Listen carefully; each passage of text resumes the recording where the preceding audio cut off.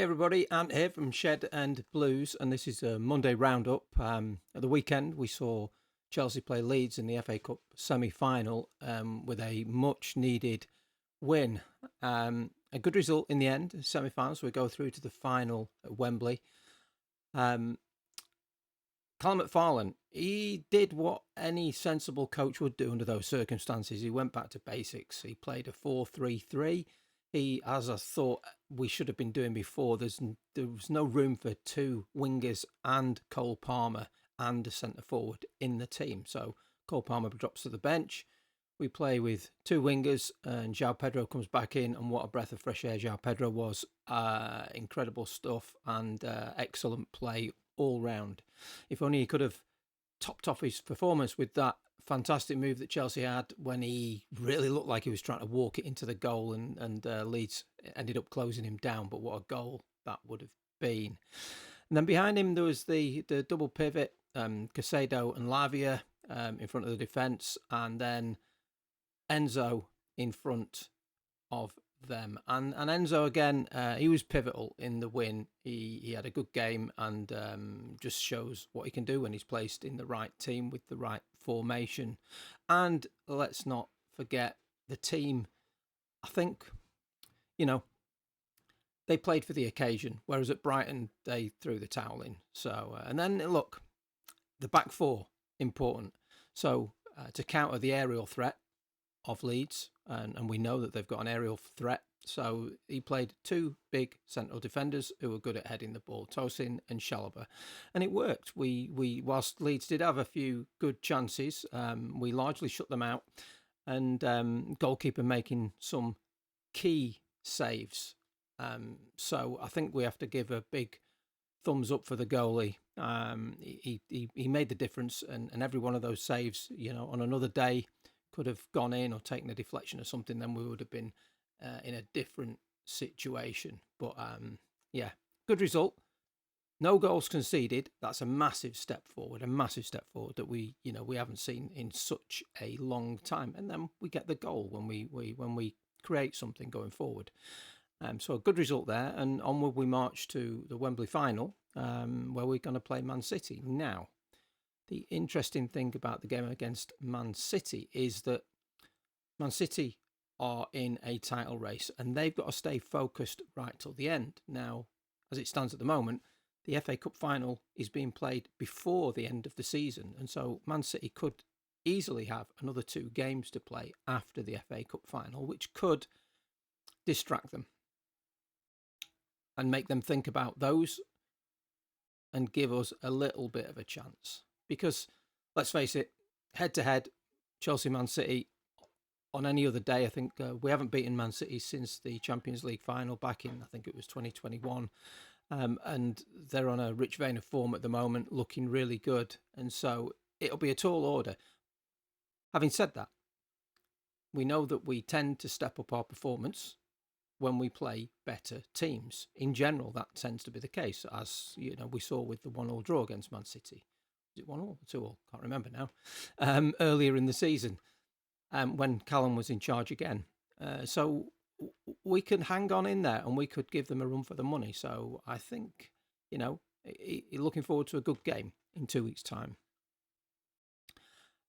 Next weekend, we've got Nottingham Forest at home. I think that's going to be a tough game because Forest need another 3 points, really. They're still chasing survival, although in essence, I think that they're probably safe. And I think, I think that the drubbing of Sunderland on Friday was a bit of a statement, and bags of goals, 5-0. And I think they're probably going to be safe looking at the way that they're performing at the moment. I think that the fight really is between West Ham and Tottenham. Now, we've still got to play Tottenham, so we could have a big say in that. And it could be that it's a tough game because we know that when you play teams at the bottom of the league, they tend to fight that little bit harder, and some strange results come up at the end of the season when they've got something to play for. So let's see where that one goes. Anyway, next game, Nottingham Forest. I called a draw in my predictions last week. I think that's still on the cards, a draw, because I think Forest will be motivated. I think it'll be a tight game because once again, I think we'll play looking to not concede too much. Now, on the manager front, who should we pick with, all the names that are in the hat at the moment? Areola, Frank Lampard. Who is really going to take that? It's a tricky one because I really, Frank Lampard shouldn't touch it with a barge pole at the moment. He needs to stay away while we've got this ownership. He doesn't want to ruin his reputation. He's doing good things with Coventry. Allow him to carry on doing good things with Coventry. Same goes with with any of the other up-and-coming developing managers, taking Chelsea on at this stage, I think putting a developing manager in charge of a developing team is a big risk. Sometimes you need somebody with a little bit more seniority or authority in the minds of the players in order to control that dressing room, as we saw with Rosinia. He lost the dressing room, and clearly the players down tools and didn't want to play for him. So you need someone big enough to and strong enough to bring that dressing room back together. And that's going to be a tough shout. I think Cesc Fabregas would be good, but again, I think that he's a developing manager, a developing coach. He's doing great things at Como. He lives in a fantastic part of the world, and so why would you change that at this moment in time? Unless for some reason something goes wrong and life turns a bit sour there, then why risk it just yet? Stay a little bit longer and good things will happen for Cesc, I'm sure. Who does that leave then? It's not a big, a big pot of names, I don't think. I really don't. We could do with someone with top experience. We could, but I just, the way this ownership go, I can't see them going down that route. I can't just, I don't know. Tricky one. Let us know what you think about new manager, who your shout would be. Put it in the comments below. I don't have a preference at the moment. I'm still slightly indifferent. Allow Callum to finish the year, get as many points as he can. I think that the focus is really going to be on the FA Cup because even with, I can't see us winning all our remaining games, and we're going to struggle to get higher than 9th or 10th place. So if Man City win the FA Cup, there's a good chance that we'll still miss out on Europe.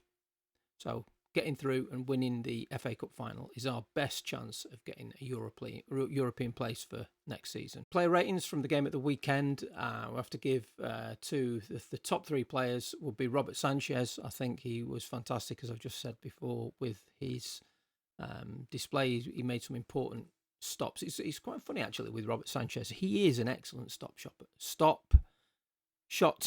He's an excellent shot stopper. His decision making is the vulnerable thing, and when he's pressed into tactics that he's not comfortable with, then he makes strange decisions with the ball at his feet, and that's where things start to go wrong. Whereas I think he was allowed to just flow and do his thing, pass out from the back when he felt it was safe and comfortable to do so, otherwise go long. And we saw that our goal came from going long. So, it shows that it's a valid tactic and one that we should do more of. Enzo, as I said, was key in the midfield, running the midfield, keeping up the tempo of the game, acting as the link between the central defensive pair and João Pedro up front, and of course moving in to score the goal, getting that space inside the box like Frank Lampard used to do. So excellent play from Enzo. And then of course got to give thumbs up, I think, Pedro Neto didn't have too bad a game. He did what he needed to do throughout the whole game. I wouldn't give him any negative press.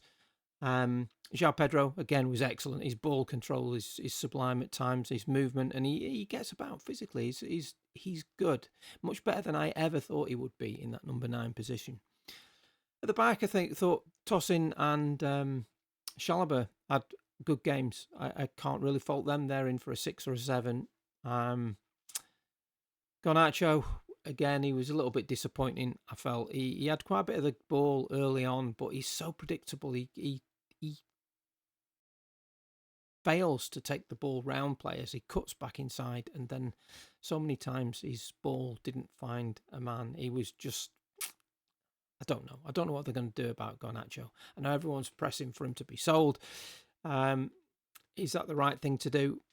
On today's value, probably. But, would another coach get the better of him? Get better out of him? Maybe. Who knows? And that's the thing with waiting until you get a new coach in. They don't really get too much of a look at the team until pre-season. And sometimes, you should be picking your 2 or 3 top transfer picks before that date. And in Chelsea's case, I think it's even more important, because if they've got to sell to buy, they've got to pick which players they're going to sell. Now, I don't think they will miss Garnacho, to be fair. I'm sorry to say. I wish it would have been different, but I don't think he's really set the world on fire. That's it. Gusto and Cucurella, they did what they needed to do, and importantly, they didn't go walkabout. And that's what we saw with that back four. They played like a back four where one side goes forward, the other side tucks in. Then when the other side goes forward, then the other side tucks in. With the 2 centre back defenders, holding the line. They were good. That's all for now. I'll be back tomorrow with some news around about the same time. So until then, thanks for listening, and I'll speak to you soon.